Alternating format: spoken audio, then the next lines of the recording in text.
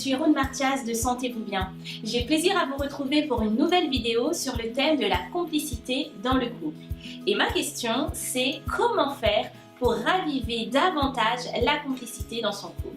Quel bonheur de partager des fous rires, des moments uniques avec la personne qu'on aime. Au début de la relation, la complicité se crée facilement. On a plaisir à être ensemble, à passer du temps ensemble, à rigoler. On est disponible l'un pour l'autre, on se comprend facilement. Mais vous l'aurez remarqué, la complicité et cette bulle de bien-être en fait peut rapidement s'éclater avec les tracas du quotidien, la vitesse folle des semaines, les enfants, le travail et j'en passe. Si vous remarquez que votre complicité diminue, observez avec moi ceci. Il est fort possible que ces derniers temps, vous ayez mis l'accent davantage sur l'intendance de votre couple que sur la relation en elle-même. Je m'explique. Vous vous êtes certainement très bien occupé de tout ce qui gravite autour de votre couple. Les enfants, la maison, les tâches quotidiennes, un projet commun, mais un peu moins sur le cœur de la relation amoureuse en elle-même. Et donc du coup, le piège, c'est que la complicité diminue subtilement et on ne s'en rend pas compte parce qu'on croit s'occuper du couple, mais en réalité, ce n'est pas le cas. Alors, comme d'habitude, je vais vous donner 3 conseils pour raviver votre complicité dans votre couple.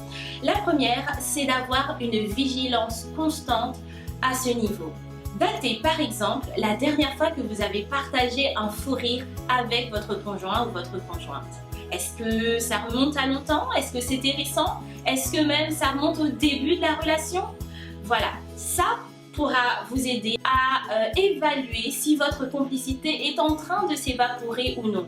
Je dis fou rire, mais ça peut être autre chose, une activité que vous partagez ensemble et qui marque particulièrement la complicité au sein de votre couple. Conseil numéro 2, accordez-vous une nouvelle expérience. Vous savez, celle que vous avez mise de côté au fur et à mesure des années.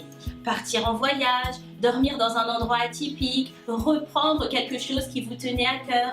Ça pourra vous aider véritablement à faire un sursaut dans votre complicité. Et puis enfin, le manque de complicité peut également ronger votre sexualité.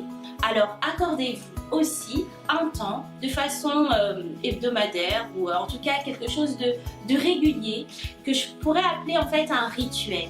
L'idée en fait c'est de programmer un temps où vous pourrez vous recentrer uniquement sur le cœur de votre relation amoureuse. Et ça c'est hyper important. Mais attention, ce rituel ne doit pas devenir au fur et à mesure un rendez-vous fade et sans surprise. Et puis enfin, en bonus, parfois il faut juste prendre le temps de s'arrêter, de se regarder, de se prendre les mains aussi par exemple et de se dire je t'aime. La complicité dans le couple se crée, s'invente et surtout s'entretient. Alors avec mes conseils, c'est maintenant à vous de jouer. J'espère que vous avez aimé cette vidéo. Je vous invite à vous abonner à ma chaîne, à la liker et à partager cette vidéo. Je vous dis à très bientôt. Sentez-vous bien.